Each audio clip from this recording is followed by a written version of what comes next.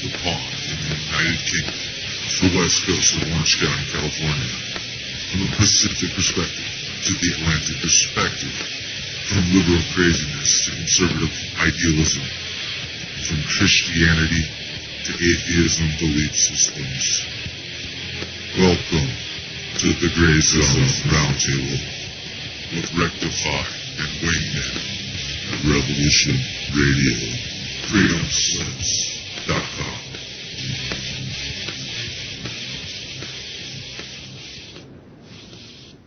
Welcome to the Gray Zone, Revolution Radio, good peeps. This is Rectify. You're joined by me and my good buddy Wingman out of the UK for the next 2 hours. We've also been joined by the one and only Hijacker. I'd like to welcome you all on this March 25th, early Tuesday morning.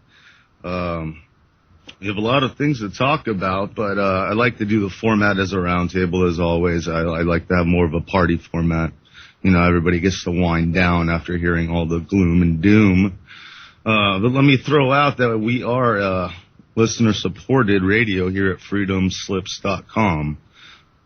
There's a site support button there. We almost reached our goal. We have only 8 days left. We're kind of hurting this month, guys. We need to be supported to go another month. Otherwise, we're pretty much screwed. But none of us get paid. It's all just to pay utilities.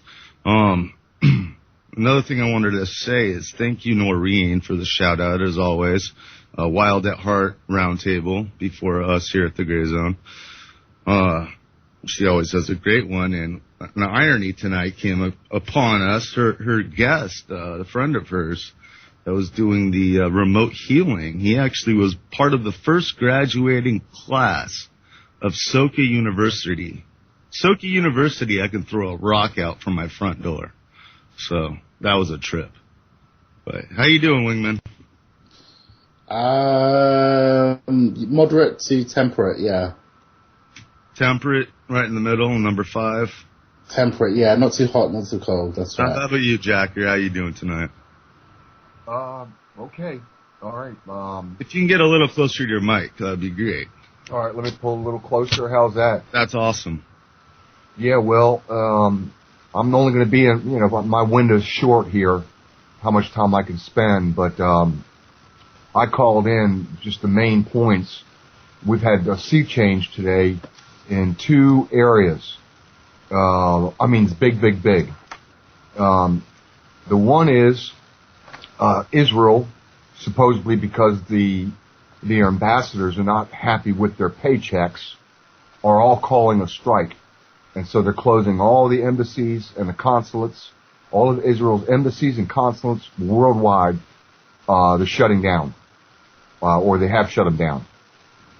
So is that you suspecting World War III is about to happen? Something. Yeah. Listen, it would be like not paying your generals, the proper amount of money they need. This is ridiculous. I mean, the Israeli Supreme Court could step in and they could say under national security, you're not allowed to strike. Like cops aren't allowed to strike. Certain people are not allowed to strike. They could do any number of things, but they've been building this ruse for at least 18 months, setting this up that they've had all these, negotiations and contract talks, and now they're going to strike, and now the embassies are closed worldwide. So that's a lie. That's on the heels of the MH370. Oh, yeah. Did you hear about Malaysia put out a statement? I actually wanted to play a 2-minute clip on that. Supposedly, they are now admitting that every one of the passengers is at the bottom of the ocean, 25,000 feet deep. And they're already giving reparations of $5,000 per family. So... Oh, is that right? Play that clip. Yeah, let me play that clip real quick, and we'll get right back to you, Jacker.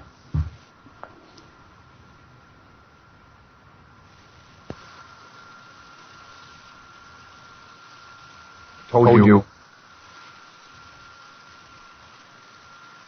Oh, I was muted. Hold on. Here we go.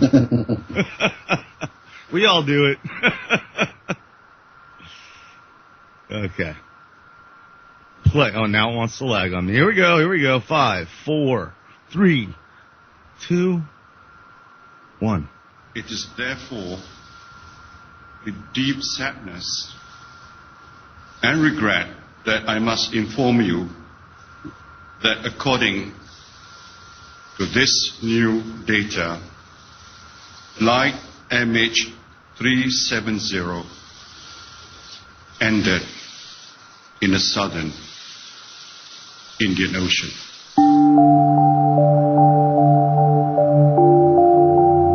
The Prime Minister said that new analysis of satellite data shows the plane did fly along that so-called southern corridor as suspected, and its last known position was in the middle of the Indian Ocean west of Perth in Australia. This came from British investigators from the Inmarsat satellite company. They were finally able to locate the position of Flight 370 deep in the most remote part of the Indian Ocean. Obviously, for the families, this news is absolutely crushing and heartbreaking. They were called to meetings in both Beijing and Kuala Lumpur before the Prime Minister's announcement was made publicly.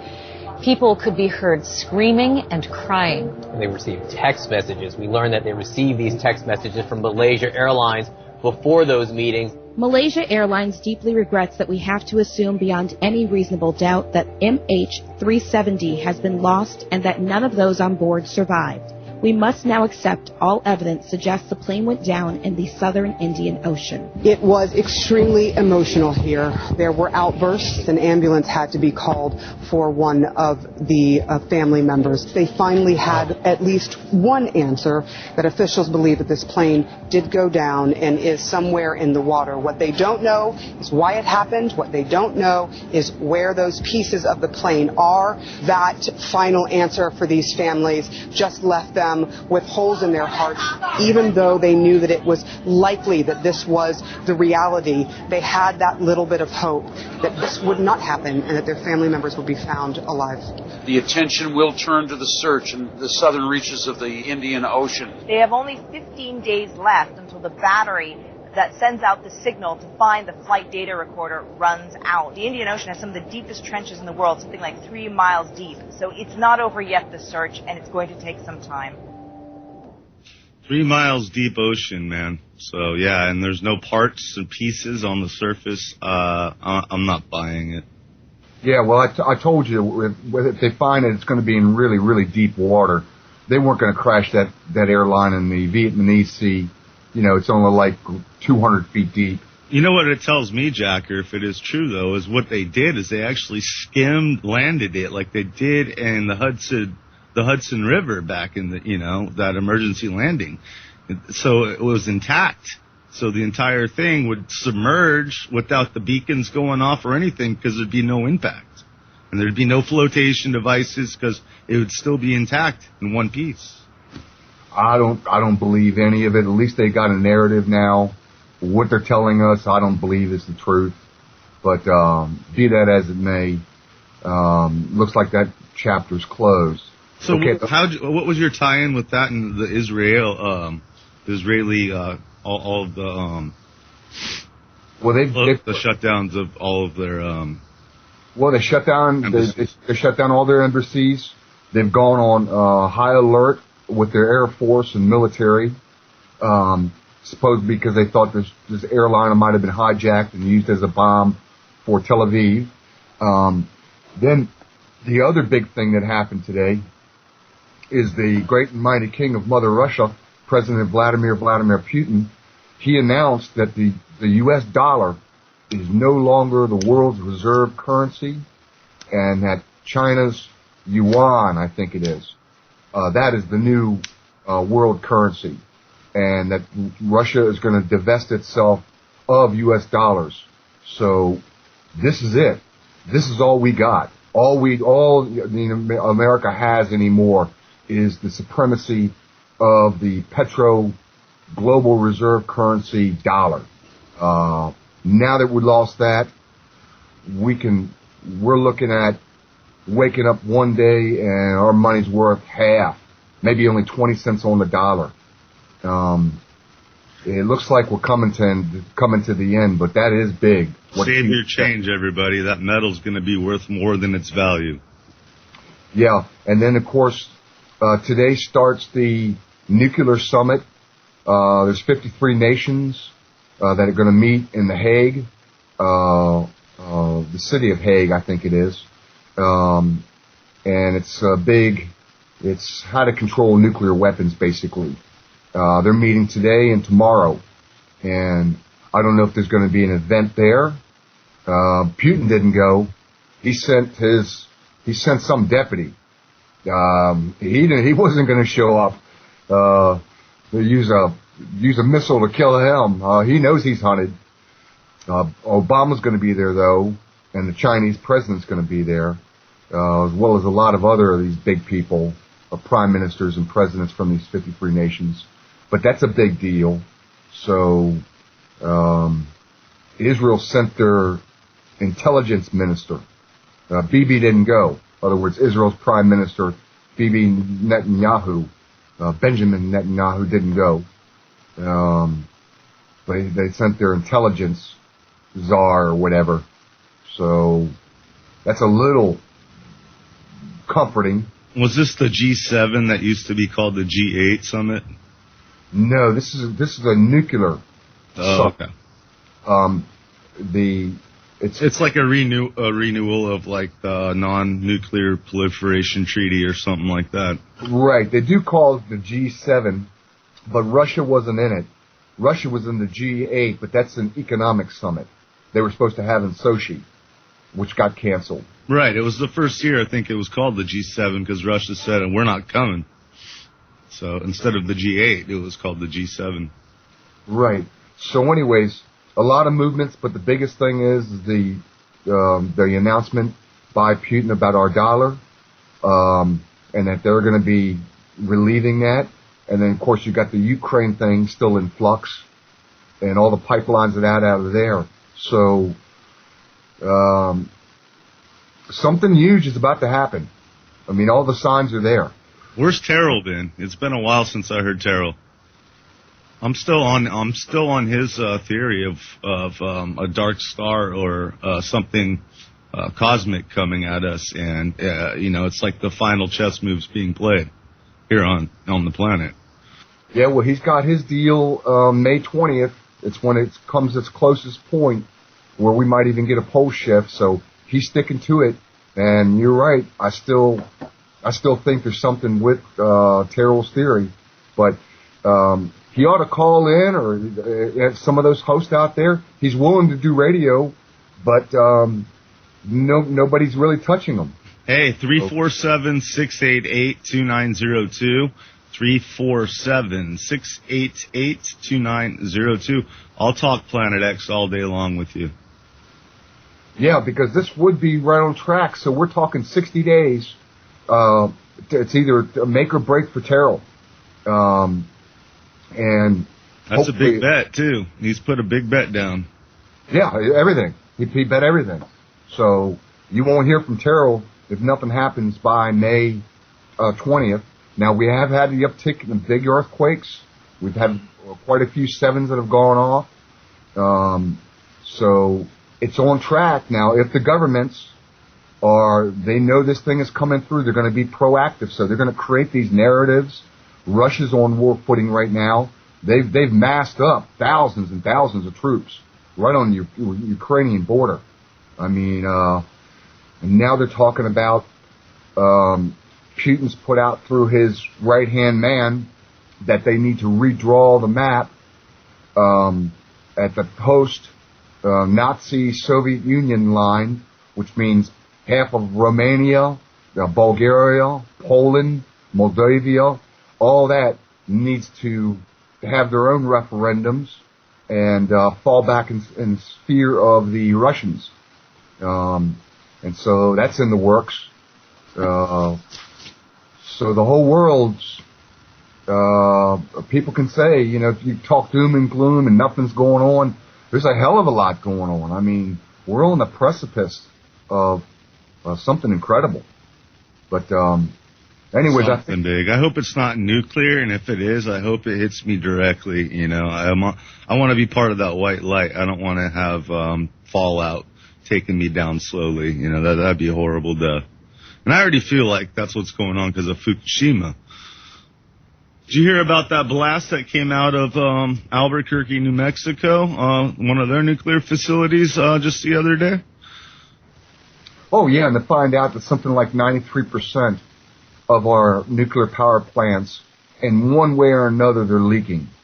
I mean, they're just poisoning us, that's all. This is just straight up demonic poisoning. Right. They don't care. Nobody cares anymore, man.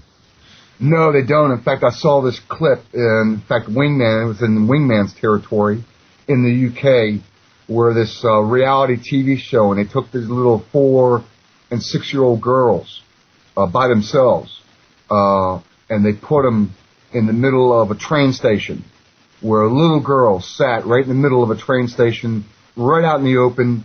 Nobody was around, no parents, and they filmed it. And over 600 people walked by this little child just sitting there looking, sucking her thumb, looking scared, nobody around, and nobody did nothing. I mean, I took a look at that and I thought, okay, go ahead. We've been joined by Steve Kelly and Mr. Jerbear. How you guys doing? Good. Go ahead, Hijacker. I'll pass the mic after you're finished. But yeah, they left this little girl, and over 600 people walked by and didn't even question the fact that this toddler was by herself in a train station. Oh yeah, if I'm in a grocery store and I see a child by themselves, I'll step off to the side and just watch what that child does, and if its parents come to them, and then sometimes I'll give the parents the advice, because I have 5 children, as you know, and my thing is I use reverse terror on them. So I walk fast. If they did not keep up, then I would purposely step aside and lose them, and let that terror of them being alone realize they didn't keep up and Dad was gone. And well, a couple times of that, and my kids kept up. I mean, my kids walked. They were soldiers. They walked. I've even had people tell me, why do you walk so fast? You shouldn't make your children almost run like that. Well, yeah, you raise your kids with the fear of Dad, and then the fear of strangers, and then the fear of God, right? And that's the way you do it. That's the way I was raised.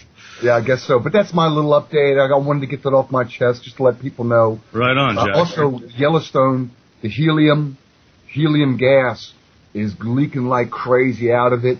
They're having all the bison are evacuating. Yep, the animals, the elk, the bison, the animals are leaving. And they're having lots of micro, mini 1 and 2 earthquakes right over top of the caldera. And even though the USGS is not putting them up, these guys who used to work for USGS, they got their own equipment that they're actually taking out, putting on the ground, and finding out for themselves the seismicity of it. So something's going on with Yellowstone. And you're right, the animals are leaving. So that's my deal. My conscience is clean. My hands are clean. They're not only leaving, they're leaving so quick style that they're using human-made asphalt roads to get the heck out. It's not like they're just bailing, throughout the grasslands. They are using the actual asphalt roads to get out. Yeah, speaking of which, there was a herd of 5 deer that walked right past me. Right in my yard, my house. Of course, I'm out in the middle of the foothills, but they just walked down the road. They're just looking at me walking by. I'm like 25 feet away, and like, really? You don't even have fear of man anymore? You just like, so I said, well, how you doing? Everything's Something all right? else is scaring them, right? Yeah, I mean, when they're just walking by, aren't you scared of men creatures? Don't we hunt you and kill you and stuff? And you're on the Pacific Northwest, too, so you're pretty much in the vicinity of that caldera. Well, no, I'm 1,000 miles away from that. Yeah, it's got a long stretch. Well, when it blows, believe me, all the jet stream, everything, what I exhale, rectify. Well, you're California, right? Yeah. Oh, yeah. Yeah, well, what you and I exhale, the rest of the country inhales. So right.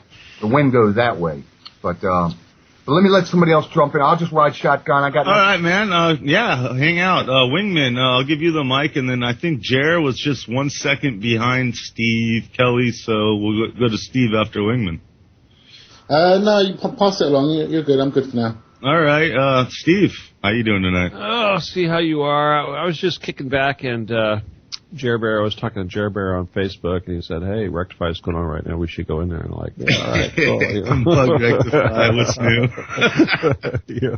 So here we are. Like otherwise I was going to just go to bed, but hey, what the heck? So Welcome. See what you guys got going on. What's your take, Steve, on these movements? You're a pretty smart guy. What do you think's going on? All right. Well, in response to that, a couple other things. Israel supposedly has closed all their consulates. That's significant. Something's going on. A lot of people are referring to a lot of their dates for significant events, cosmically or one way or the other. That is interesting. I could certainly see it. I could certainly see, they've been talking about that sort of thing for a long time. So, if the animals are getting out of Dodge, then that's a pretty good clue that something's up. So, but it's just like typical of the humans. Fukushima's over here, we're getting irradiated, but you don't see people. People are still selling houses in California, and buying houses in California. It's crazy. And eating seafood. So, we're kind of dumb, Jer Bear, World War III coming? Hello. You might be muted, sir. Hey, I'll also tell you something. Before he pipes on here, Hijack, you might appreciate this, but I figure the whole reason for the Ukraine nonsense is because Israel's trying to dominate the gas trade, and it all goes now conveniently from Iraq and everything through to Tel Aviv to be processed prior to going on to Europe. And all the Russian gas goes through the Ukraine to get to the rest of Europe. So that they want to, if they take out the Ukraine and take that away from Russia and take away Russia's ability to have their gas shipped through the Ukraine to supply their customer in Europe, and then they'll have so you see that's all it's about. It's just money. Israel wants a monopoly on the gas trade. It's going to be the first country that puts out that free energy that's going to dominate the world. And probably going to be Russia. A lot of Russian garage scientists that I follow coming up with some pretty cool devices. I think there's big disclosure we're getting ready to have. I think it's just the Nazis are coming out of the shadows. I think they're, that Hollow Earth thing and all that, or New Schwabenland, I think they're going to fly their big cigar-shaped crafts and all their fancy little Hannibus and what have you, and they're going to freak everyone out. And the final deception. Yep. Yeah, that'll be because they're already out there doing this behind in the shadows, so to speak. So I think they want to come out of the closet, right? Talking of Nazis, Steve, I saw that clip you posted on your Facebook. Did you watch the whole thing, Wingman? Oh, yeah, basically, it was Gestapo, Gestapo, or what, a guy camping out in the wilderness somewhere, and he doesn't have a permit, okay? Whoopie-doo, doesn't have a permit. Again, this is what, I was talking about this the other day, about the violation of freedoms, where you're trying to be free. Oh, yeah. Where you're trying to be free, but somehow you're breaking the law being free. There's nothing freer than camping out in the wilderness, but you didn't have a permit. So they come along, like, all gunned up, assault rifles and whatever else they have. And, the guy's complying, he's being polite, and he's getting his things together. But the weird thing is, right, instead of just a park warden, a park warden could have dealt with this, but instead of a park warden, they have an armed unit, and they're 20 meters away. Instead of going up to the fella and apprehending him, if it is that bad, they're 20 feet away from him, pointing the assault rifles. They want to shoot at him, yeah. And, it used to be, and they assassinate him, but it used to be that with regards to confrontation with police, that, you had to point a gun at them to be shot.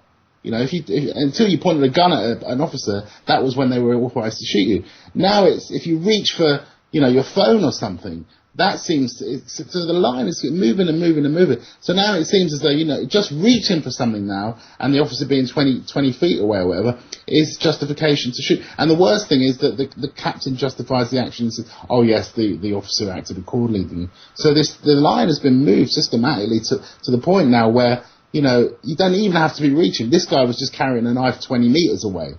That is no threat whatsoever. And then even after they shoot him, He's on the ground. He's not moving. They let the dog on him. The dog starts mauling his leg, and then they carry on shooting him while he's not even moving. It's crazy, absolutely crazy. I was so disgusted, Steve. Wow, Yeah, I saw that. They killed a camper like that? He was a homeless guy, and he built a little encampment in the little foothills in New Mexico, is what it is. Yeah, I got the clip right here. Here we go. Boss, I have the right to kill you right now because you're trying to take me over. Don't get stupid with me. We're not going to get stupid. You said we were walking out of here. Now you're bringing up assault and everybody's going to get hurt again? All right, don't change up your agreement. I'm going to try to walk with you. All right. Love folks. Don't try to harm me. Keep your word. Keep safe. All right? At this moment, what you're seeing is this guy's up on the hill. I'm going to drop a link in the chat, but he's up on the hill in the rocks. He's camping out. He's homeless. They've got basically a SWAT team with a canine unit. They got, the canine dog with them. And what's about to happen? He's saying, I don't want any trouble. I'm going to comply with you. I want to walk down the hill with you guys, safely, and everything will be cool. And they got their weapons drawn on him. They have assault rifles. And they're about to throw a flash grenade. And then it all goes down. Don't worry about safety. I'm not a fucking murderer. All right? Said, I'm worried about safety. I'm not an expletive murderer. Try to harm me. Try to harm you. All right? Do it. Get on the ground! Get on the ground now! Get on the ground! Get on the ground! Don't make noise! They shoot him in the back. He actually turns around. Move it up!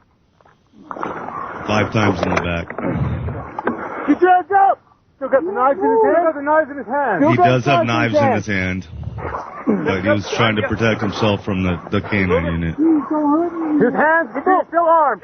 Get your hands out! Drop the knife! Now they go ahead and beanbag him after they put lethal rounds into his back. Hands out to your side! Beanbag! Still moving. Drop the knife! Drop the knife! Drop the knife! Still got the knife in. So non-lethal rounds come after the lethal ones. Does want to talk on him? I can get him on him. Yeah, I don't want that knife in his head. He's on his belly. He's barely twitching. He's crying in pain. I'm going to stop it. But yeah, they killed him. Well, and they at that point they let the dog onto him, which right. starts mauling his leg. Right. It's the most atrocious example of authority out of control that have no consequence to their actions. American people aren't doing shit about it.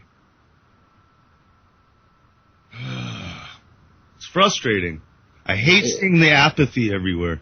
Everywhere I go. I look at everybody, you're a derp, you're a derp, you're a derp, you're a zombie, you're a derp. You're a freaking digital zombie. People need to... Digital zombie, your spine isn't even straight anymore from looking down at your digital device all day long. I mean, if there's any listeners that give a damn, they need to call they need to call up the police station, call up the congressman, and get to the bottom of that.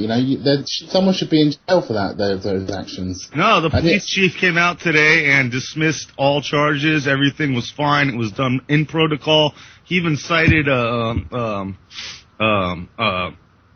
Supreme Court case in the effect that the officer has a right because he's supposedly a murderer. They were looking for, which was just hearsay, right? But when you're on a manhunt for a murderer, that team has every right, if they feel in danger, to kill him. They can fire at will. So. Well, that was blatant murder in a uniform. Yeah. That was murder. What they did was murder, and people should be really on their case on that one. But this is they're moving the bar. They're moving the bar so that now people that are going to think twice about camping out in the wilderness. After seeing that, do you see? And that's how they're systematically coming down on our freedom, not just over here, but over here. It's like drip-fed kind of removal of freedoms, you know? And you know who owns most of our wilderness over here, Wingman? No, I don't know. The UN. The UN does now. No. But, yeah, I was upset by that clip. And I know it's over there in America, and I'm not over there, but, you know, I'm human. And I just saw another human be murdered for no reason at all. It was totally unjustified. It's happening almost every day, man. I know. If you have a dog, man, that's chances of having your dog murdered are even worse by a cop. But, you know, I asked the question, what's going to get people angry enough to go... I think you're right, you know. Maybe we should be inviting economic and social collapse and disorder, because I don't know if there is any other catalyst that will make people stand up to such injustices like that, to such corruption that exists, to, you know, the whole shebang. It's like, you know, we are capable of so much more, and we're you know, and I see it around me. I see it around, every time I go out, I see the misery around me. I don't see smiles and laughter like I used to when I was younger. I don't see love and compassion for fellow man. I see silence a lot of the time. People just going around doing their business, not really wanting to be interrupted, not really scared to talk to other people, scared to actually even voice their opinion if they have one, scared to speak out, scared to raise their voice. I'm like the first one ever to get on the phone. When I was traveling a lot as a tech in the field, I'd be on the freeways a lot, right? And you get like a mattress or a dresser or just some random object in the lanes, and I'd see it like, oh man, someone's going to get in a wreck because someone's going to swerve right in front of you, and the person right behind that's tailgating is not going to have the time to get around it, and it's going to cause a pileup. I'm the first one to call 911 and report that to the CHP so they can shut down that lane and get that out of there. I'm the first one, when I see someone broken down on the side of the road or even in the middle of traffic, to stop, throw down a road flare, and help push the guy off to the side to where it's safe.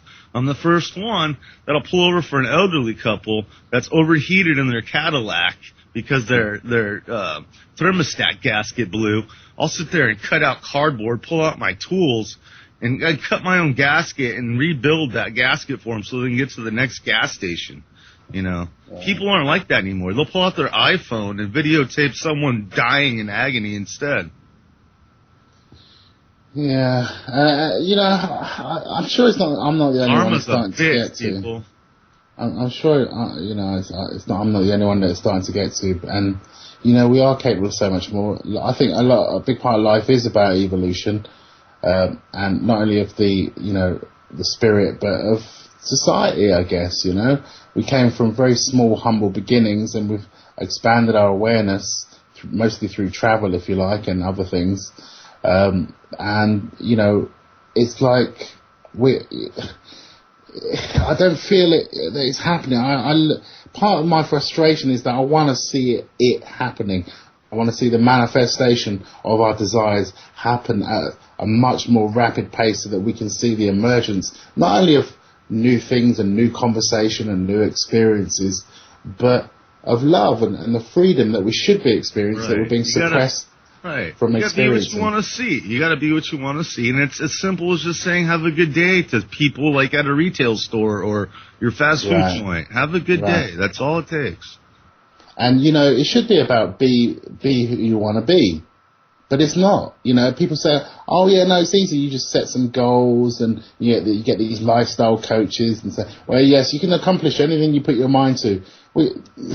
Kind of, yeah, but no, there are limitations. And the limitations exist around us because we don't have the courage to confront the injustices that are happening on a daily basis, that are preventing us from the true information that exists, from the true technology that exists. And what's happening is the weaponization of a lot of the intelligence is happening, which is really preventing much of the intelligence that exists out there in the scientific community from reaching us so that we can benefit from it as a society and as a people and a species. We got to realize we're living in Satan's world, and it's written, right? Okay, and here's some proof of it. This is out of your area there, Wingman. This is from the Telegraph. Aborted babies incinerated to heat UK hospitals. The remains of more than 15,000 babies were incinerated as clinical waste by hospitals in Britain, with some used in waste-to-energy plants. Okay. The bodies of thousands of aborted and miscarried babies were incinerated as clinical waste, with some even used to heat hospitals, an investigation has found. 10 NHS trusts have admitted burning fetal remains alongside other rubbish, while 2 others used the bodies in quote-unquote waste-to-energy plants, which generate power for heat. Last night, the Department of Health issued an instant ban on the practice, which Health Minister Dr. Dan Poulter branded, quote-unquote, totally unacceptable. At least 15,500 fetal remains were incinerated by 27 NHS trusts over the last 2 years alone. 2 years, 15,500 fetuses, aborted fetuses. Come on, people, this is Satan's world. Okay? Yeah. Jesus Christ is Lord. You know, this is a bit weird for some of the listeners, or it will be, but I'm a bit of an unusual person in that I have a lot of unusual memories, you might say, and places I've been from lifetime to lifetime. I happen to remember a lot of it. One of these lifetimes, I actually found myself in hell. And it is, as far as I'm concerned, it is a lower realm. There is a realm called hell. I thought we are in hell. Really? Well, here's the thing, right? Yes, things were a bit weird in hell, and I understand why it's there. And I understand why the people that are there. It is kind of strange, and people are kind of off center, or whatever you want to call it. I managed to break out of hell, believe it or not, with a group of people. I won't say how I did it, but I did. It wasn't easy. I found myself back in this realm. But in real terms, I kid you not, this is more hellish than the lower realm that I came from, that is classed as hell. I'm not kidding you. There's more disgusting things that happen here. There's more war. There's perpetual war.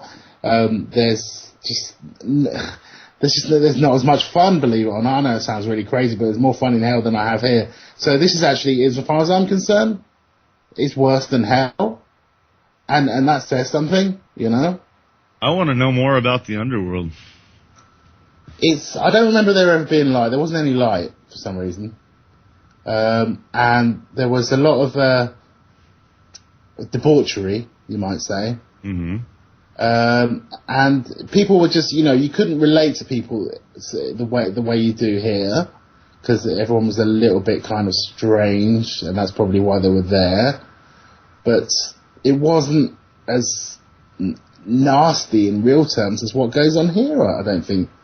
I mean, I do honestly. I think this is it's worse. I think it's worse. It's a horrible thing to say, I know. Is it because we feel it more here? Like, we have more like sensory reception, and therefore there's like this, the 5 or 6 senses of reception of negativity, maybe? Yeah, it is that. I mean, I'm not saying that this. Obviously, the hell that I went to is a lower realm, so we are closer to source, obviously, by being higher up a dimension, you could say. Frequency would be different. In a frequency, yeah, exactly.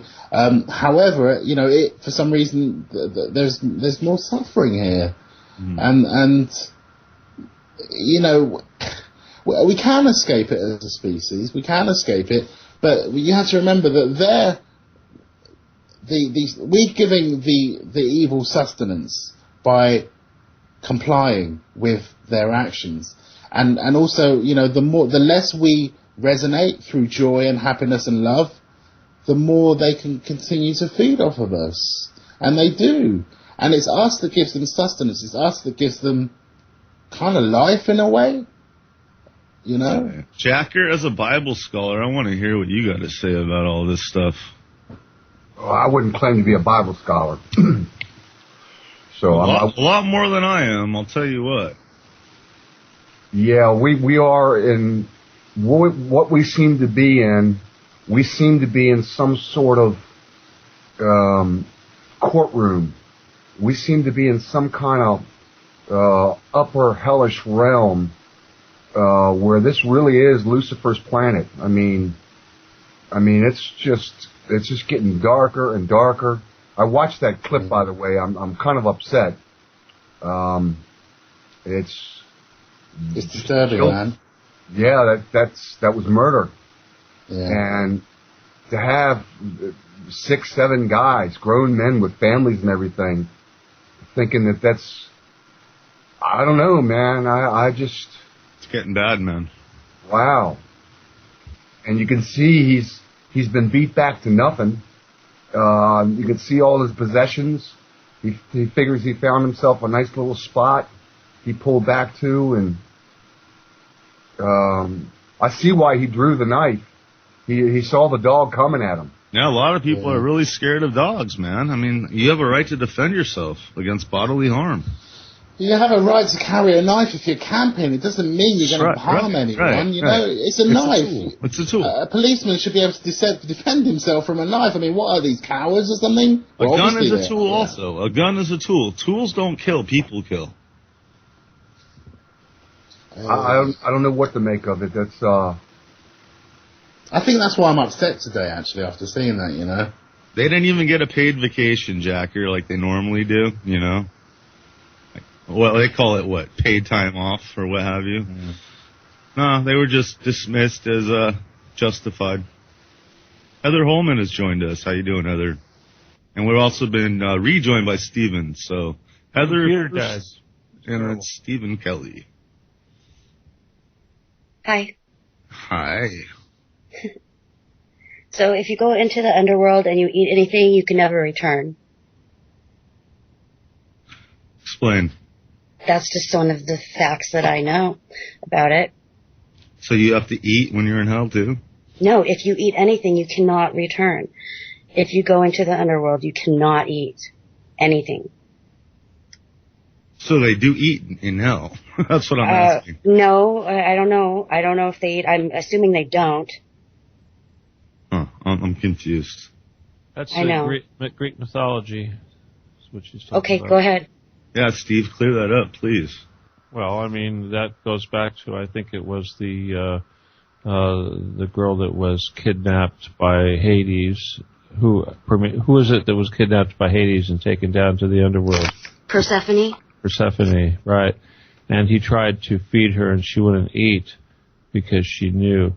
And he made a deal with her that if he would allow her to come back and visit 6 months out of the year, if she'd come back and stay with him. So she said okay and ate some of the fruit or something like that. So anyway, I think that's how the story goes.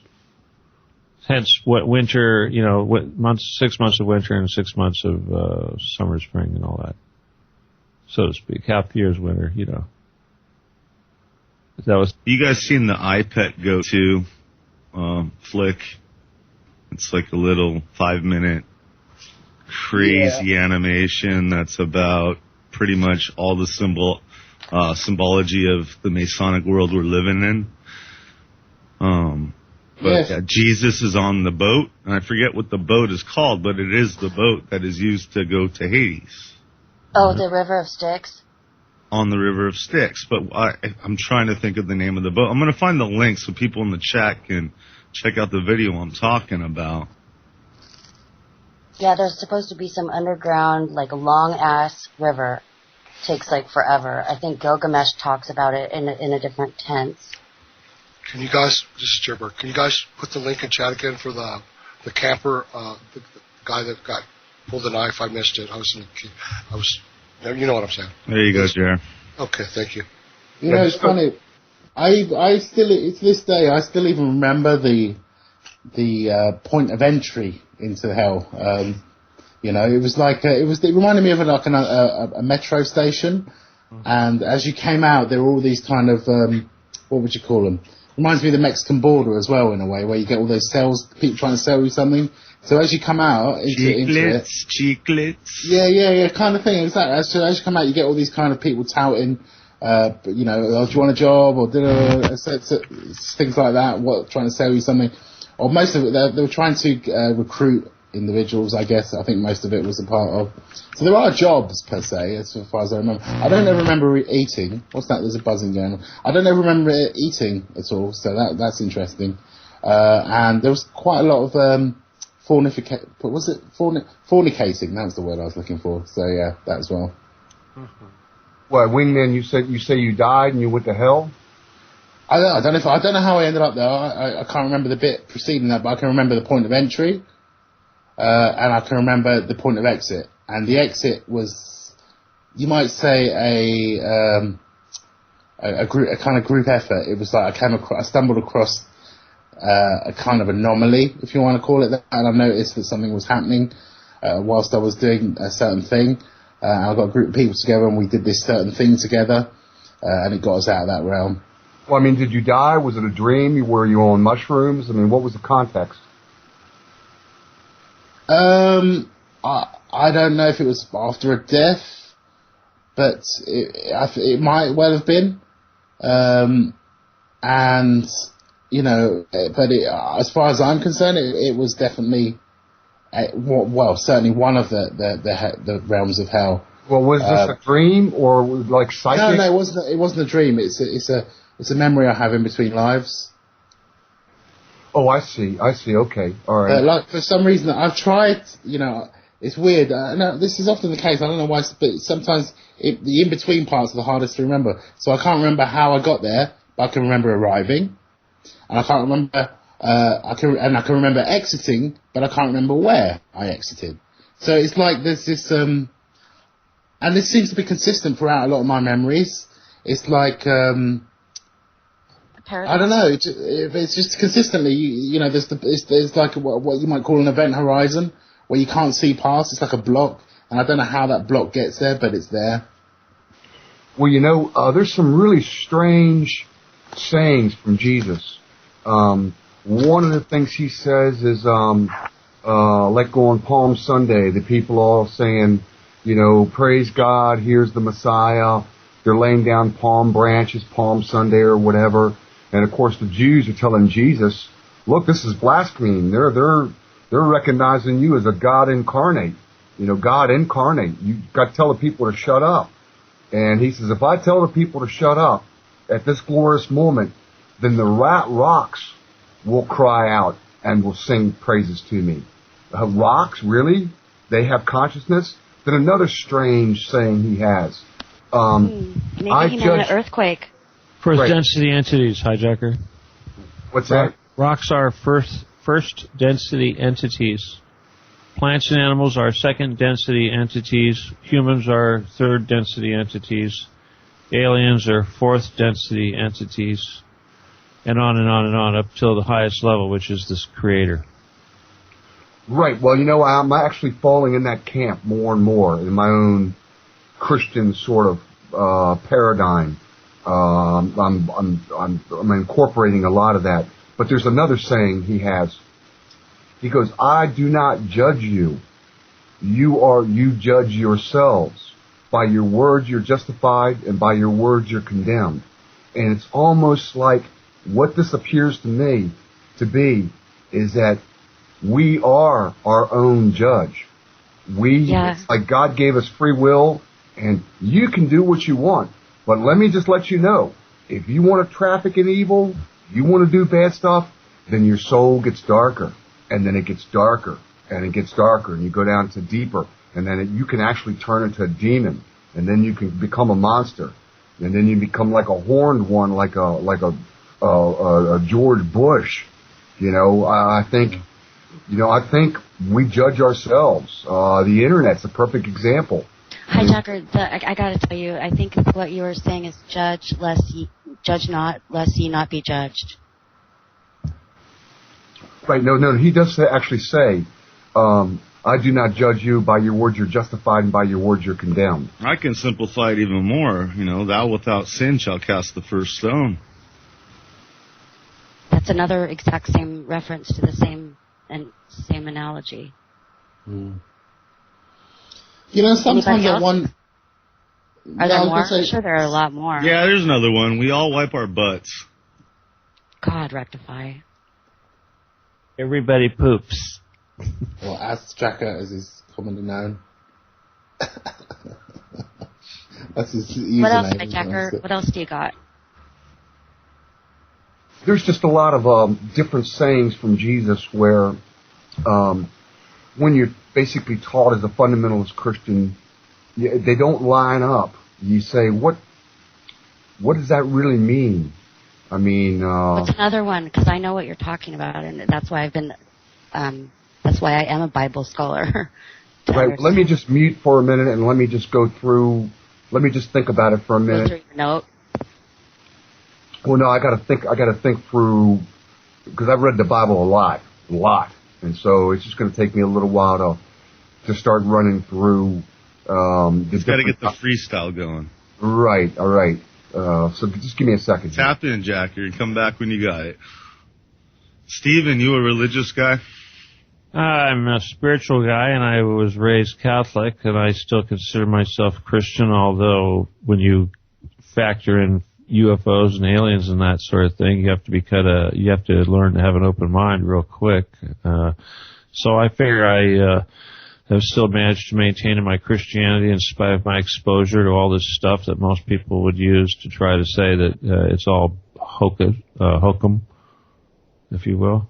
Well, I found an easy way out of the entire labeling of it all. I just call myself a man of Christ. And when they ask me what that means, I say, well, Christ is an energy. It's just an energy. It's the light. Right. It's a way. It's not a person. It's a way. We're going to break, guys. You're listening to the Gray Zone Roundtable at Revolution Radio. Set this back in about 5 minutes.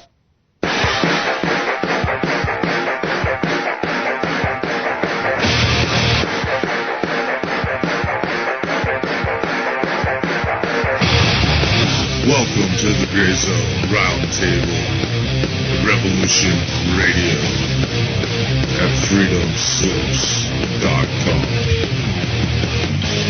100% listener-supported radio.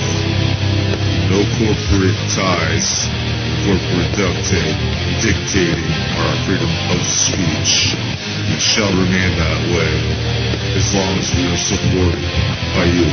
Join us, 347-688-2902. Enter the Gray Zone.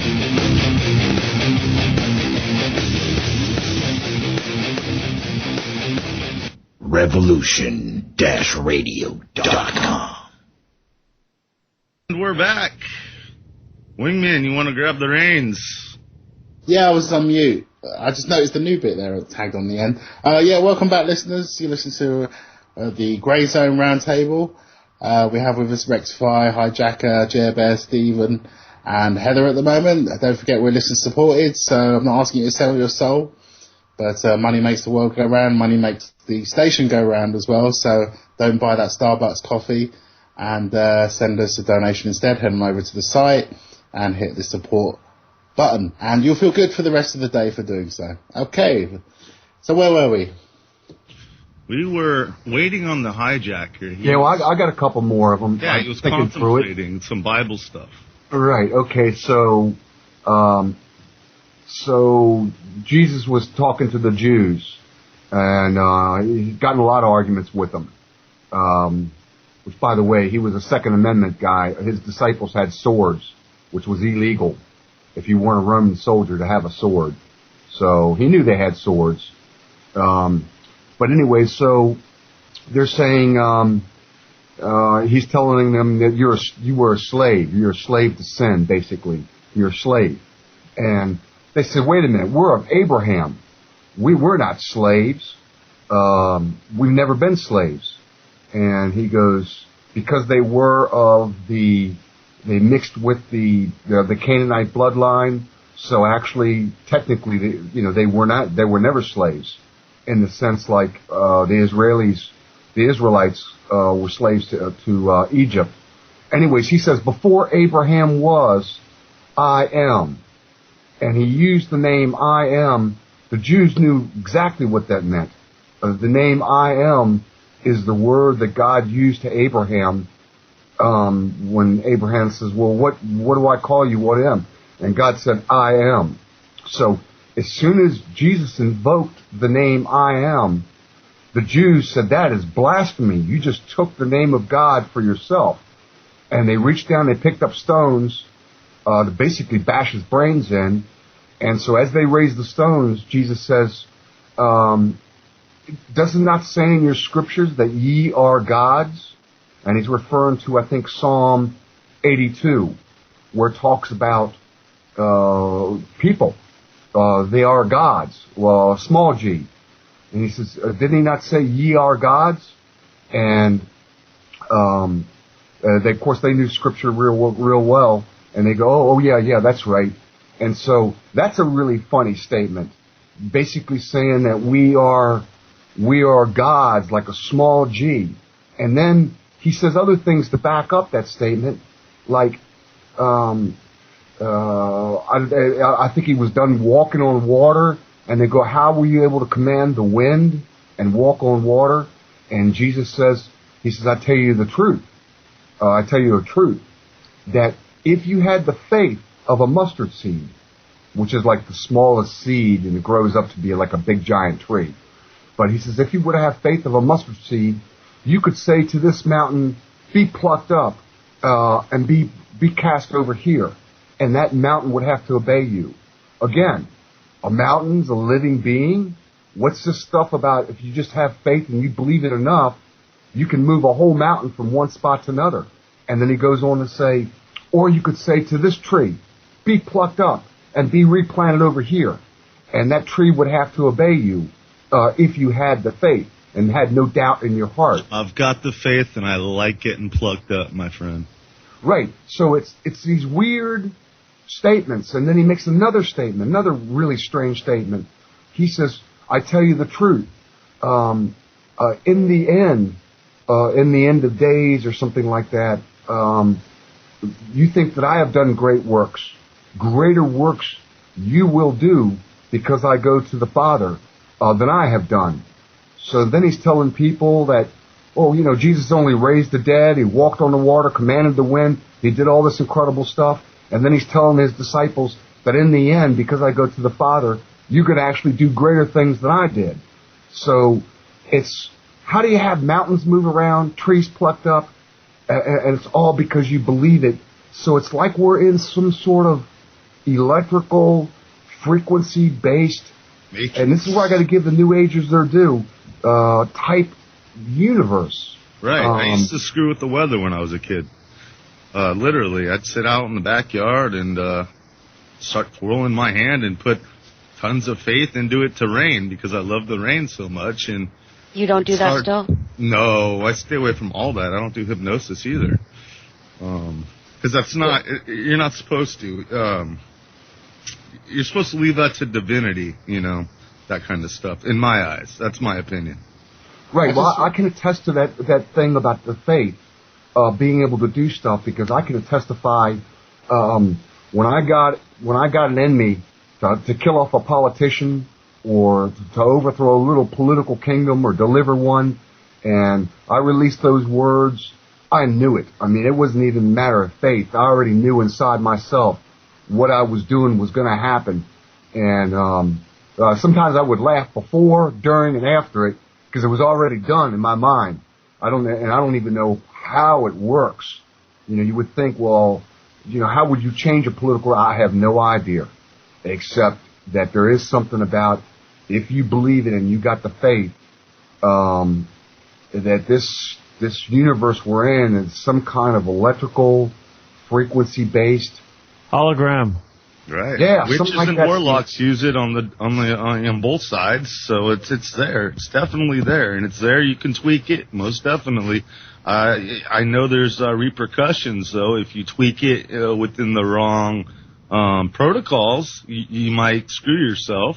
But you can also heal people. I've done it in the past using some of these faith-based methods, and it's all real. It's a power that can be tapped into. Oh yeah, in fact, Bill Schnoebelen, he talked about vampires and werewolves, and you all know that I believe in shapeshifters and reptilians and stuff like that. But Bill took me to the edge. I mean, he took me out to the really deep water. So he says that when you get up to be a 90-degree Mason. And there is 90 degrees. Supposedly there's more than that. But you got to pick at some point. There's a fork in the road in which if you want to go on into the black arts, that you got to pick either you'll be a werewolf, or you'll pick being a vampire. And he knew about a vampire. In fact, a werewolf. In fact, he actually saw one change in a black mask. And the people said, "Oh, it's real painful if you pick that route to be a werewolf, because of what happens with your body versus a vampire." And he was working on being a vampire. He went something like 6 months just living off the blood of some of the witches in his coven. And he says your teeth do grow. It's sort of like the male member. The particular teeth do get like an erection, and they will grow out.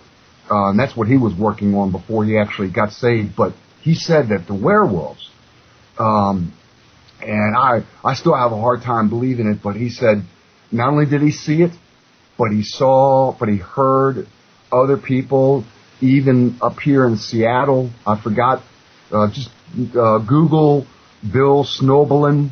That's the best I can do, folks. Prophecy Club, werewolves and vampires. But their bones actually crack.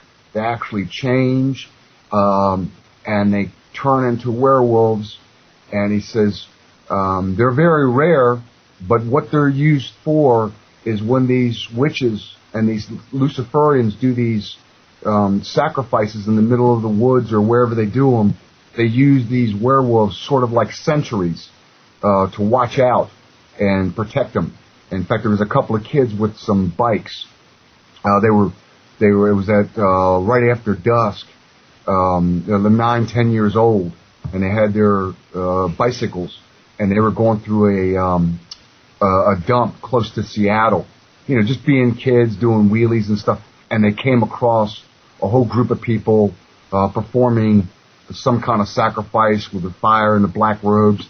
Anyways, the kids took off, but then they heard this growling and this thump behind them, and they turned and they looked, and they could see that there was this full-grown, 8-foot, 500-pound werewolf-type dog that was coming after them.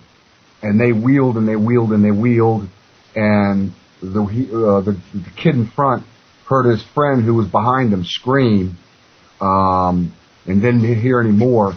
And then he turned around and looked just as this thing reached across his chest and grabbed him to snatch him off his bike.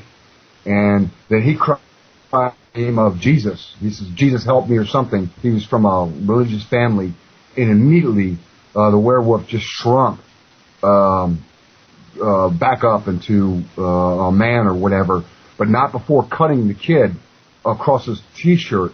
It took something like 28 stitches or whatever. Almost ripped him off his bike, but he got away, and he reported it to the police. They didn't find the other kid or whatever. He went to the hospital. They stitched him up. So that's true that the only way that can happen. My main point, Stephen B. Kelly brought up about the name of the universe. Stephen, use the word. The densities, the different levels of density. No, use the word not electrical universe, not matrix, not dynamic. Holographic.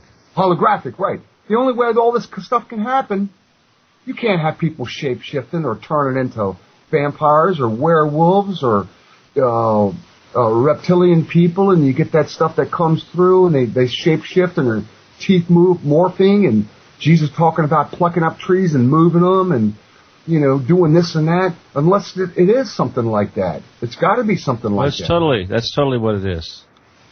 Go ahead. That's creating reality. I call it, what they're describing is what I like to call creating your own reality day. And that is when you graduate from this third level of density that we're in right now into the fourth level of density, then suddenly just your thoughts have the ability to modify the reality of the third level. And the idea is that we all think of the individuals having effect on everyone else's reality, but it doesn't work that way.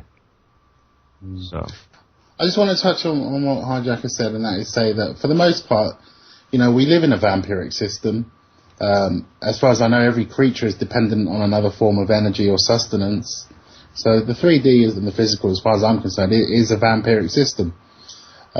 And also, with regards to the word faith, I wanted to touch on the etymology of that because it's quite interesting. And the reason I want to touch on it is because I think a lot of people, when they have faith, they don't manifest the nature of their faith, if that makes sense. And it's interesting to see that the etymology says that faith, definition of faith, mid 13th century, is actually a duty of fulfilling one trusts. And I think that word fulfilling, i.e. fulfilling what you trust in, manifesting what you trust in, is an important aspect of faith. It's like, the Wright brothers, if they had faith that they could build, at the time, just had faith that they could build a flying machine, that wouldn't have been enough to create a flying machine. And that's how I see that people should treat faith. In other words, not just hold on to it, but manifest it. I think that's the important part, is manifesting. And, I've done that and it does work. If you have a faith or a belief in something, then pursue that belief. Answer the questions relating to that belief or the nature of that faith. Seek them out. So do you know what manifesting is, Wingman, just by any chance? What, the etymology? Not the etymology, the action. Do you know what the mechanics of manifesting is? Do you know what's being done during the process? I know Stephen B. Kelly. I know it has to do with something with words. It seems like words are extremely powerful. Very much. That's true. Okay. As Dr. Emoto would say, it's information and movement. So when you're putting out that information, that request, that, what's the word everybody uses, that, intention. It's all about intention, okay? Basically it's intention.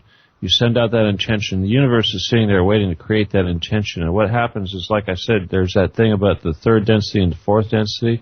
Well, the fourth density, that's the realm of the soft matter, which is what makes up the real matter, okay? It's like it's like the dark energy, right? The black energy, whatever you want to call it, that's out there. It's just sitting there waiting to be told what to do.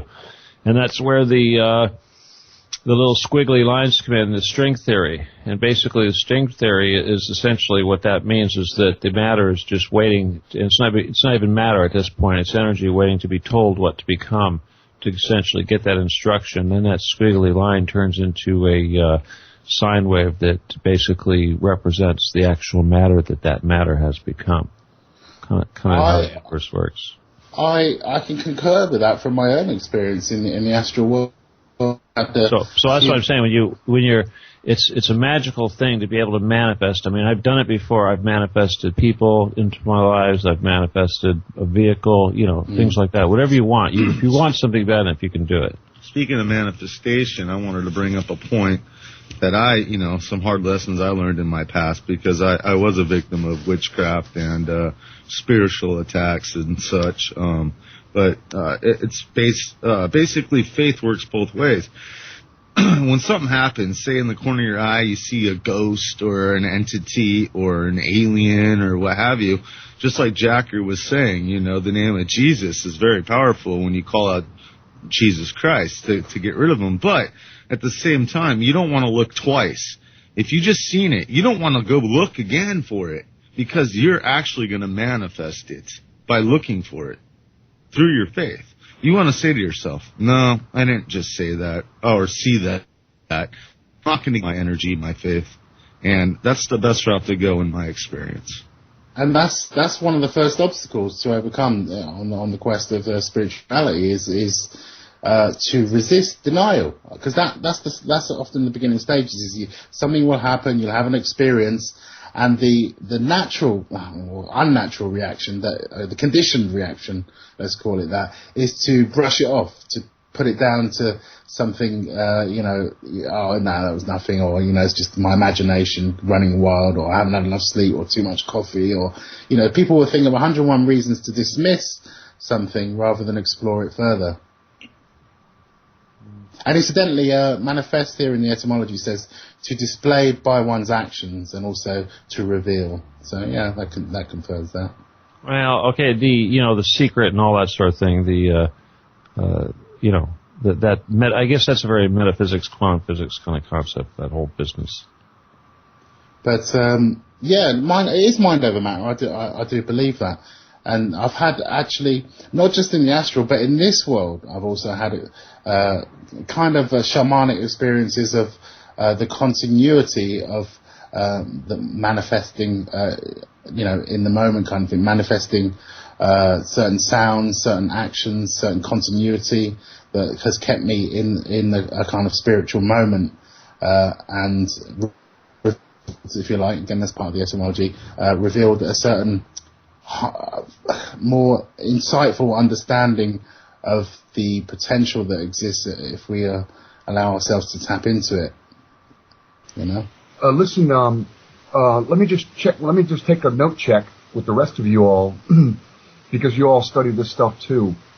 But my wife, when she was 16, as a lot of 16-year-old girls do, for whatever reason, I don't know if it's because that's when they start to bleed or whatever.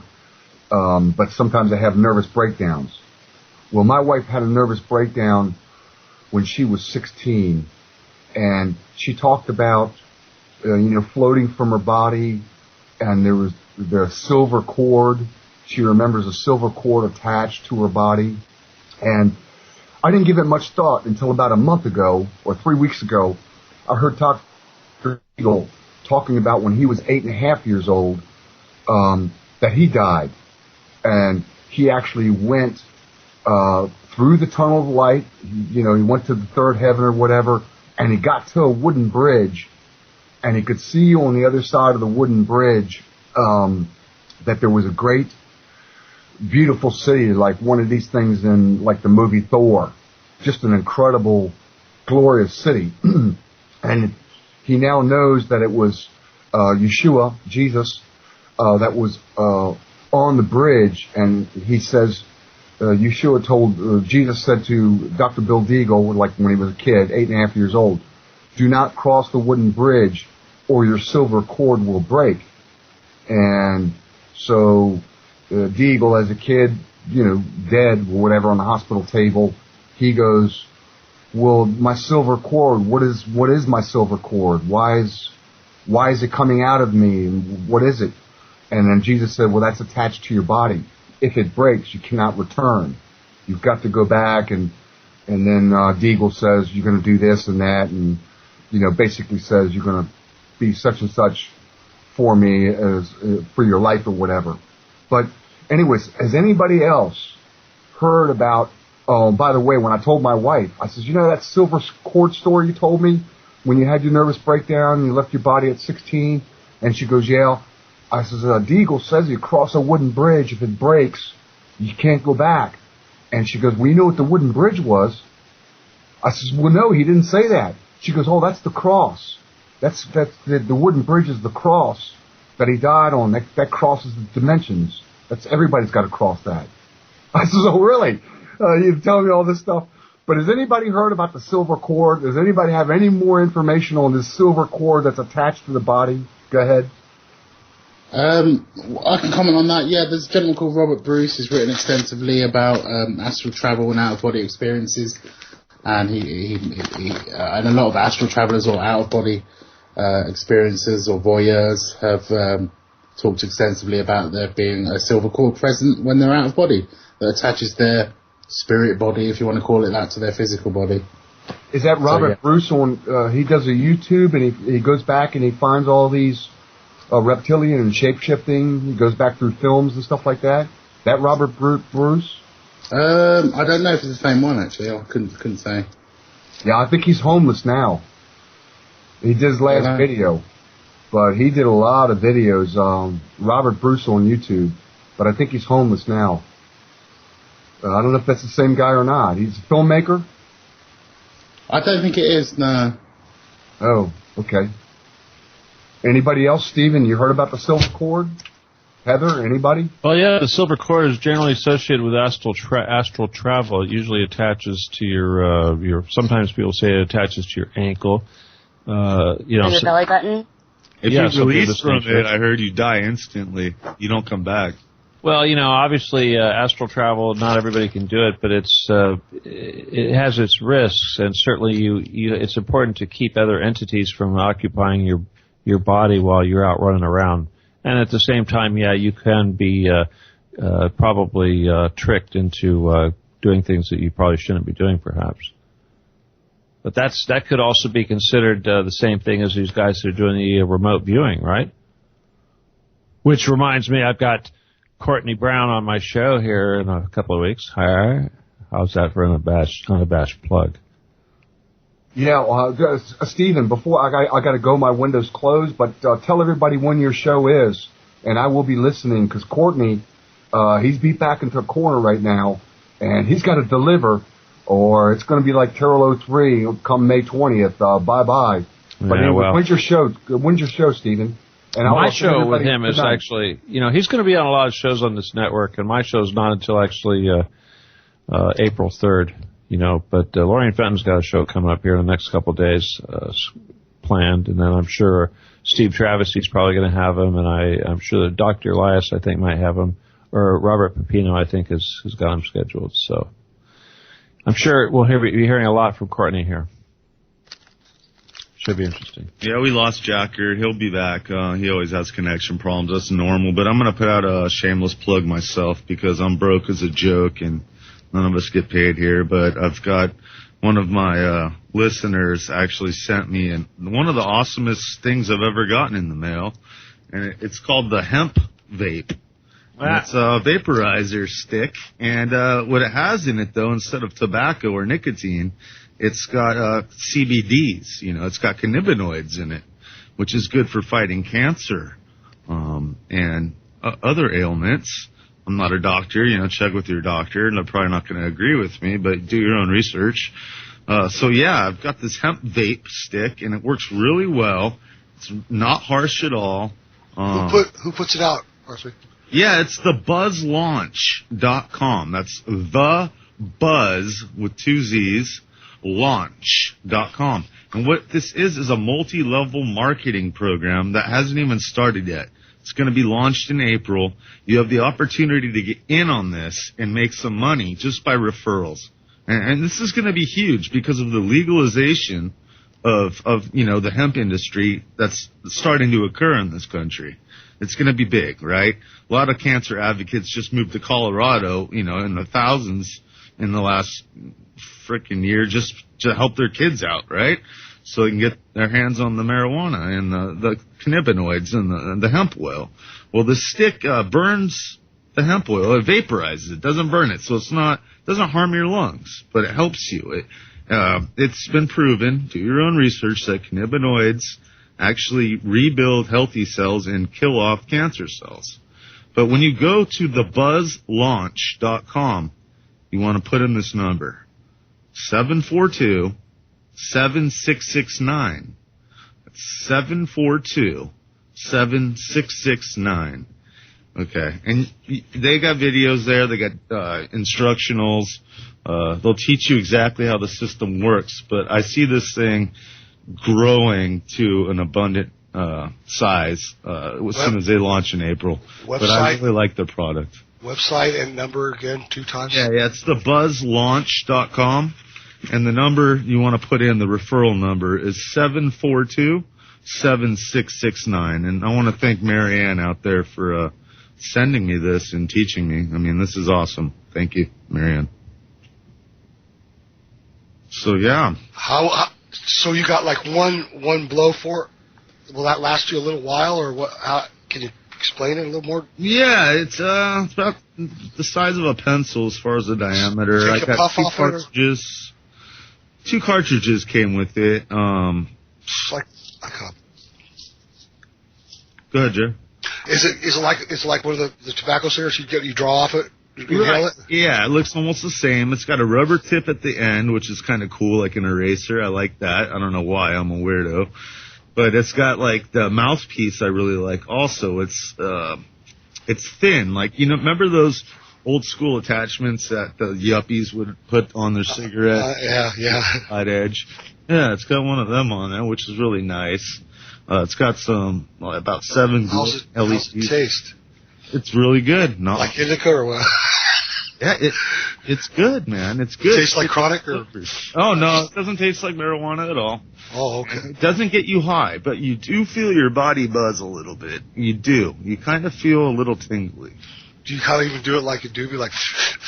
Yeah, just like a cigarette, and that's it, man. Right on. Yeah, and it comes with a rechargeable USB. You know, you plug it into any computer USB jack, and it recharges. Wow, that's bitchin'. Yeah, it's pretty cool, man. And once again, this is an opportunity for business too. So it's thebuzzlaunch.com. You're going to help people with cancer.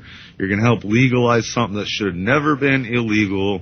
And the number's 742-7669. So. Yeah, Saturday's local paper here in Nevada came out with that they've approved for the dispensaries. We haven't had them, and they've been talking about it, but they approved the dispensaries for the medicinal, and they're working on the smoking side of it. And I talked to someone from California that told me, Jared, you need to get something out for your nervous system or et cetera. And all you have to do is see a doctor. And this person was from California and came out for a visit and had a card, and he was at a hotel stand, and he called one of the doctors locally, and they brought him up. They delivered him a little eighth to the hotel to him, delivered in Vegas. Oh yeah, they deliver here in California too. There's a lot of delivery companies. You just call them up and tell them what you want, and as long as you have your card, they'll come to your door, welcome them into your house, you know, and they hand you the little container. You give them the money, and that's that. There's not even a signature. Well, I know an old friend of mine, bartender. This goes probably 10 years back. He said, "Hey, Chipper, did you go?" He goes, "I got my medicinal card for my eyes." And I said, and it just, you know, I never messed with it because I was always in the industry where it's, you know, you don't play with it because they could do randoms up at the test site, etc. But yeah, it's there now, and so it's coming to, you know, this state real soon. Well, it is here, but. Hey, Wingman, what's the marijuana status? You know, the stigma over there in the UK. They're trying to open a cafe over here. Well, there's a gentleman trying to open a cafe not far from me. So you never know how it might go, but maybe they'll warm to it. But it's not allowed. It's not legal to smoke it anywhere or possess it still. Right. How about you, Stephen? What's your take on marijuana? Or Heather, are you still with us, Heather? Oh, sorry, I had a muted microphone, guys. All right. Yeah, what's your take? I mean, how do you feel about cannabinoids? Well, obviously, I think it would save the world. I mean, in many respects. I mean, of course, we could spend the whole rest of the show talking about that, but I'm just saying that the cards are a good way for them to crack down on people and zero in. They can use the cards as an excuse to take away people's guns. That's right. I've always seen that too as another list that I don't need to be on. Yep. So any day they could turn around and say, well, if you want to have pot, we're going to take away your guns. And you get regime change too. So I mean, there's these established lists. You have a regime change, and you don't know the intent of that new regime. So why would you want to be on that frickin' list? That's what I don't get. Yep. Don't give them any information. Right, people at Facebook.com. Never use that either. How about you, Stephen? Oh, of course. Facebook is a weapon. We use Facebook. It's a double-edged sword. Sure, it gives out some information, but we control that. And we still network, and the power of our networking overcomes the power of their listening. See, that's the thing about this stuff, is all they can do is listen and react. And we're out there hustling and moving, and this stuff happens so fast, faster than they can keep up with it. And they're thinking about it while we're doing it. See, that's the difference between... I've had a question for you forever, man. Yeah. I don't think I have an answer. I know I haven't, but I know you used to work for like the Bilderbergers and the Templars, you know, the Knight Templars and different alphabet agencies, you know, through your laser company. But I wanted to know what made you have a change of mind to go public and and be informative for just the average folks out there? Huh. I think it was when I was coming back from one of my visits up there, and I was coming down the freeway, the 605 or whatever the heck it is, it goes underneath, or 405, whatever it is, it goes underneath the hill right there. And I was feeling really, really disgusted because I was looking out at Los Angeles and all the people out there in the basin of Los Angeles as you come down the hill, and I realized that all these people were expendable. And what they were offering was like, sure, I could be one of them, but that would be at the sacrifice of everybody else, because that's what, you got to do. You got to act like everybody's just cattle, and so, their death means nothing. So that was too much. So I chose, on the way down that freeway, that drive down the freeway, I said, I would rather fight for the common, choose the side of the common person than follow that path.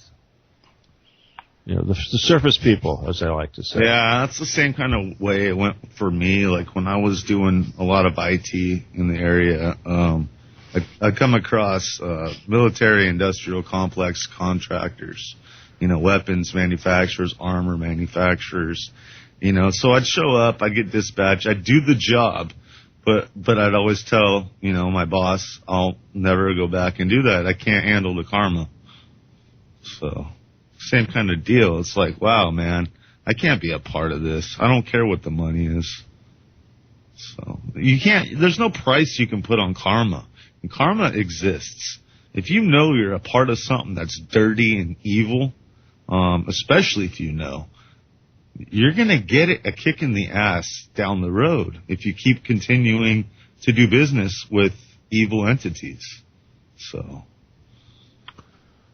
association does still have a karma tie. I'll tell you what, talking about that silver string. So Hijacker's gone, huh? Yeah, Heather, are you still with us? Yeah. What's your take on all of this? I don't know. You don't know anymore. That's how I feel. Wingman laughs. I'm glad I'm not the only one that's feeling run down. I can hear it in Heather's voice as well. But yeah. Hey, it's getting tough, guys, and it's gonna. You know what happens after tough? We get really skinny and weak, and we start getting hungry, and then bullets start flying. That's what history shows. I googled silver cord, and I got a link here that's called the Masonic Dictionary .com. And it says under here, silver cord, real quick. In the beautiful and affecting description of the body of man suffering under the infirmities of old age, given in the 12th chapter of the Escalaces, we find the expression, or even the silver cord be loosened, or the golden bowl be broken, or the pitcher be broken at the fountain, or the wheel broken at the cistern. Then shall the dust return to the earth as it was, and the spirit shall return to God who gave it. Dr. Clark thus explains these beautiful metaphors. The silver cord is a spinal marrow. Its loosening is the sensation of all nervous instability. The golden bowl is the brain, which is rendered unfit to perform its functions by the approach of death. The pitcher means the great vein, which carries the blood to the right ventricle of the heart, here called the fountain. By the wheel is meant the great artery, which receives the blood from the left ventricle of the heart, here designated as the cistern. The collection of metaphors is part of the scripture reading in the third degree and forms an appropriate introduction to those sublime ceremonies which object is to teach symbolically the resurrection and the life eternal. Source, Mackie Encyclopedia. That reminds me of what the Masons used during their induction, which I think they use the term cable tie. Yeah, is that right? That's what it says. That's what it says. It's Masonic Dictionary. Yeah. That's pretty Cable, well, yeah.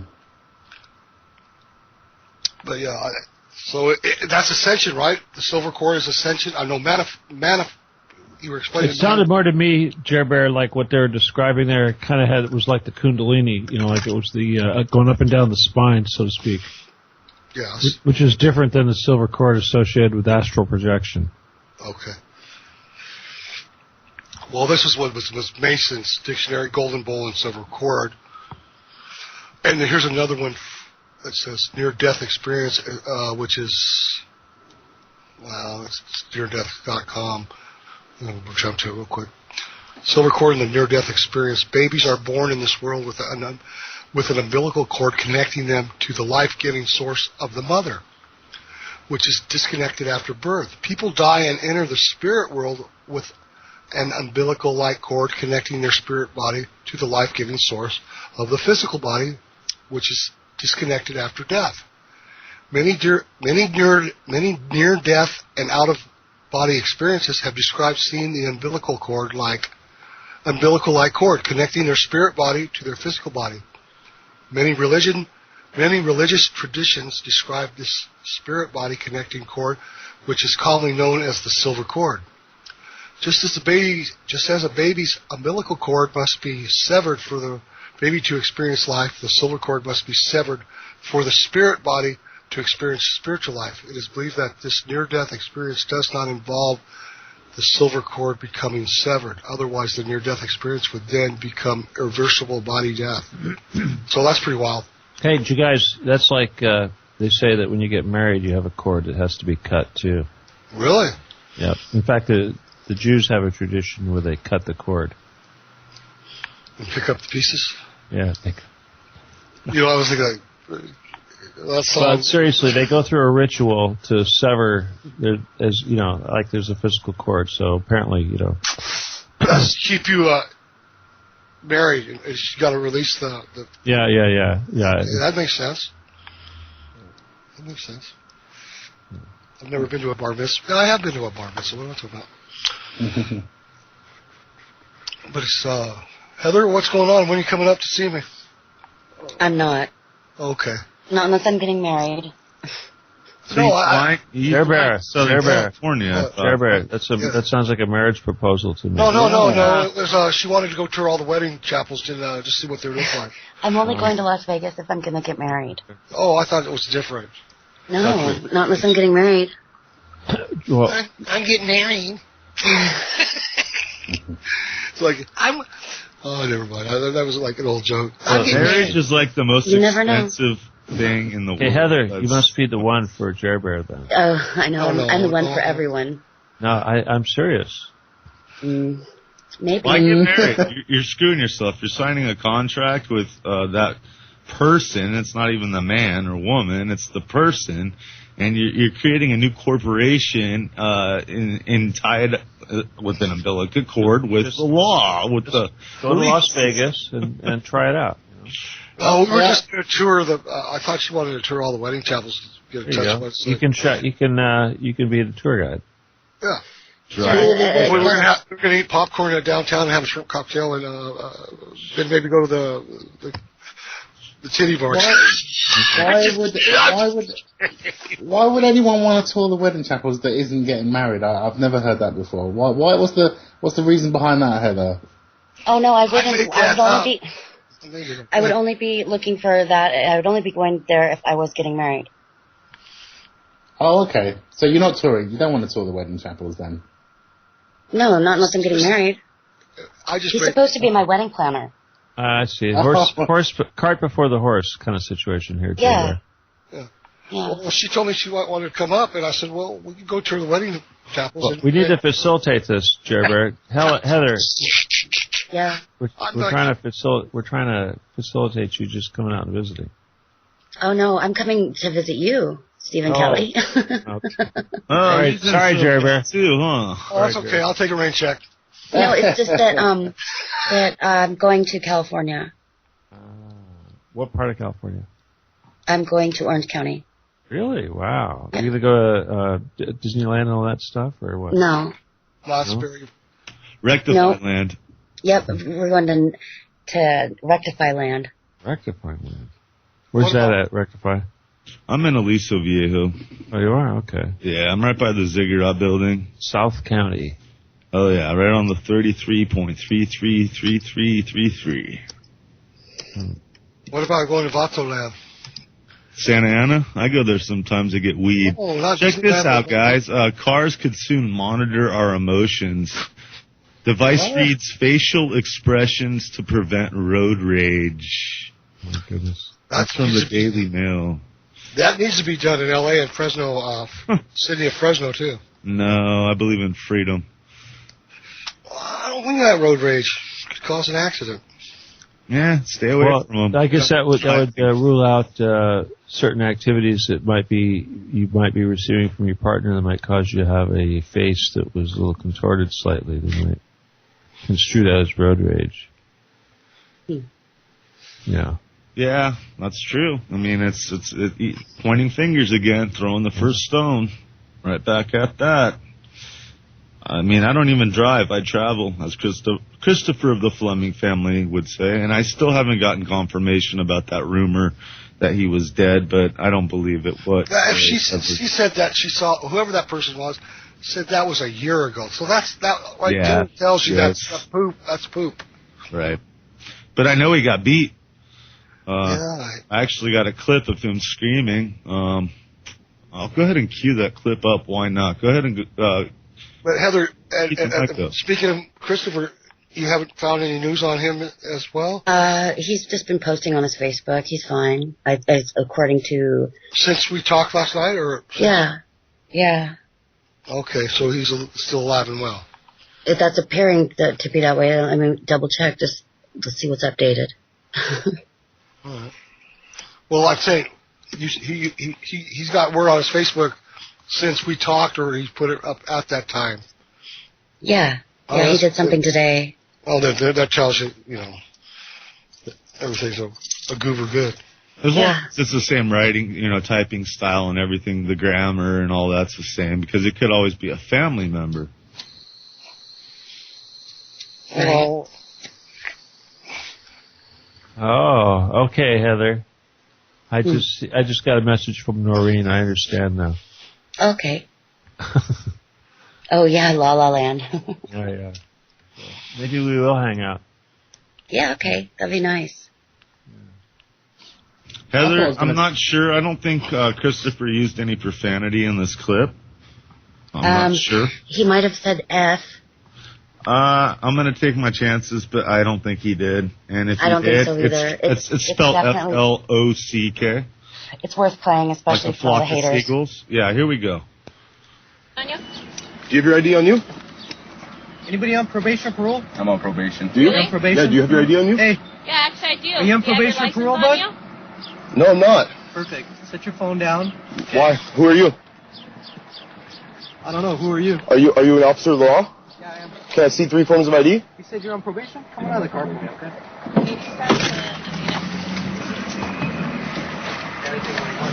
Nope. Set your keys right there. Check your hands while you're back.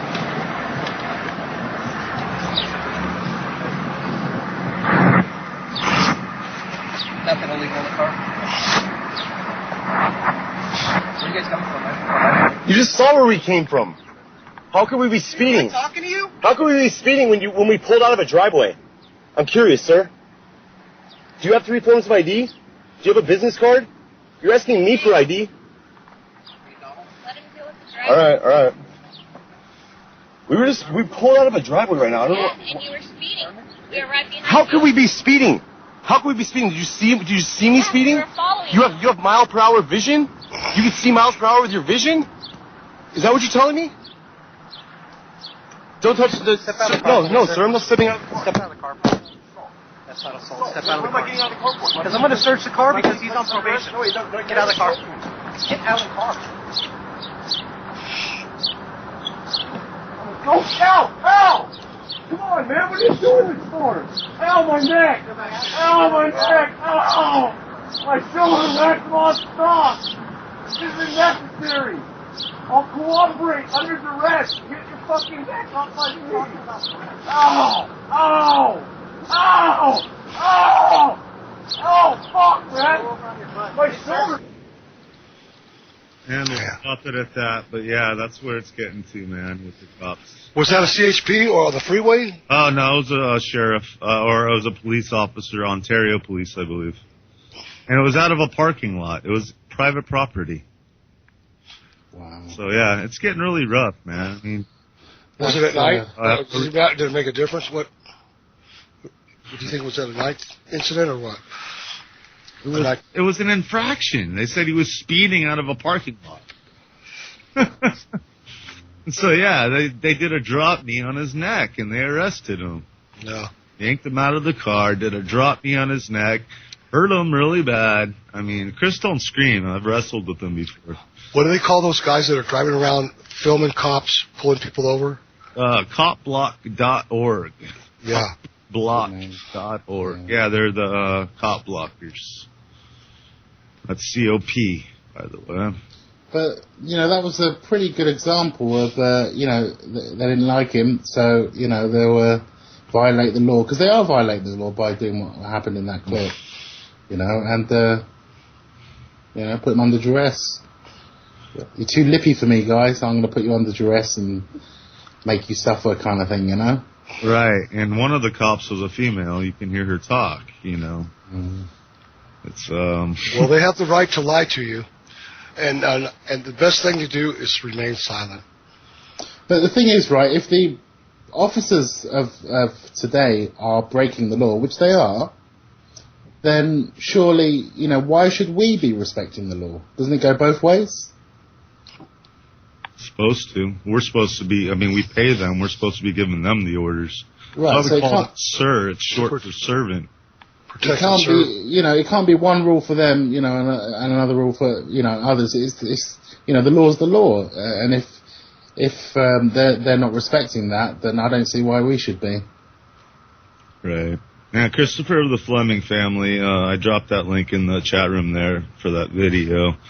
But he's been in jail 29 times in the last 2.5 years now, just fighting for victimless crimes that he's been arrested on.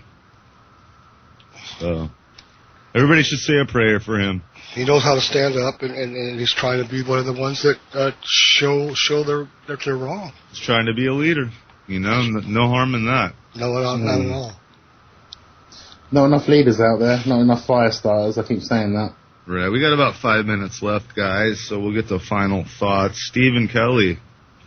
All right, well, okay, Jared Bear, I'll tell you, Just in Time just sent me a message here that says the chat room wants me to say that I'm not going to do tarot cards this week. And my response was, doesn't everybody use the Freedom Slips Facebook page, the Revolution Radio Facebook page? If they were, they would know who I had booked. So, hey. By the way, Stephen. Yes. Stephen, Michael Zarian's brought out a new series examining the tarot in depth, and the cards and the symbology. Worth looking at his journal. Uh-huh. I think I scared too many people with my tarot readings. Mm-hmm. Roy liked it. Scary accurate. Roy liked it. Yeah, well, a lot of people liked it. To each their own. Whatever. So there was just a survey in the chat room.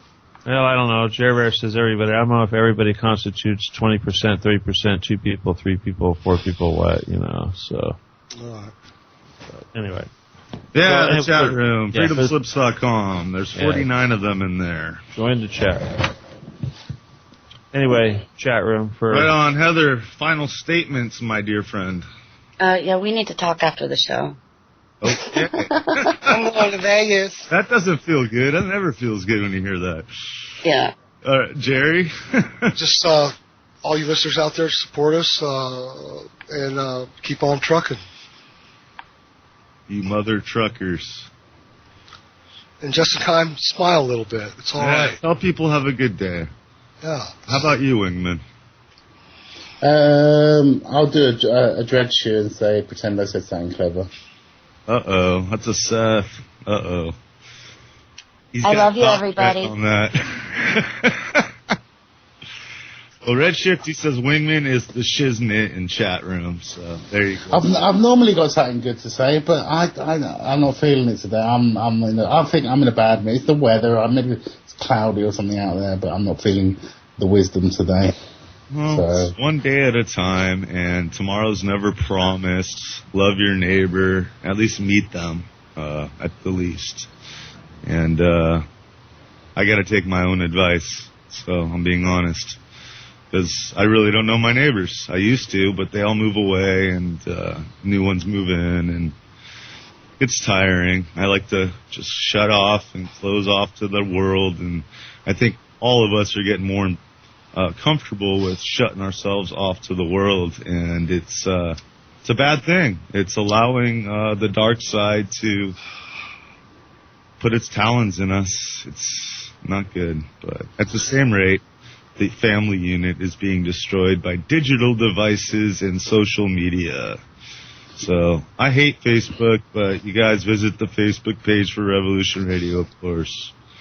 I learned my lessons with MySpace way back when. And Revolution Radio and the Facebook, give us some ideas of tarot reading by Mr. Kelly. You never know. We'd like to know from all of you. Facebook, I got an idea. You go to freedomslips.com/news.htm, and you'll find a better forum than any other forum out there. You can become your own reporter. So that's freedomslips.com/news.htm. There's my Facebook. Maybe I'll leave it with one of my favourite sayings: "Outer space awaits our presence. All eternity is our playground." Because I like that. It gives me up. Say that one more time. Outer space is our playground. All eternity. No, outer space awaits our presence. All eternity is our playground. And the one I haven't used in a while is I have apocalypse, and they will call your bluff. So on that rate, it's been another edition of the Gray Zone Roundtable. We will see you next week. Everybody have a great week. Peace out.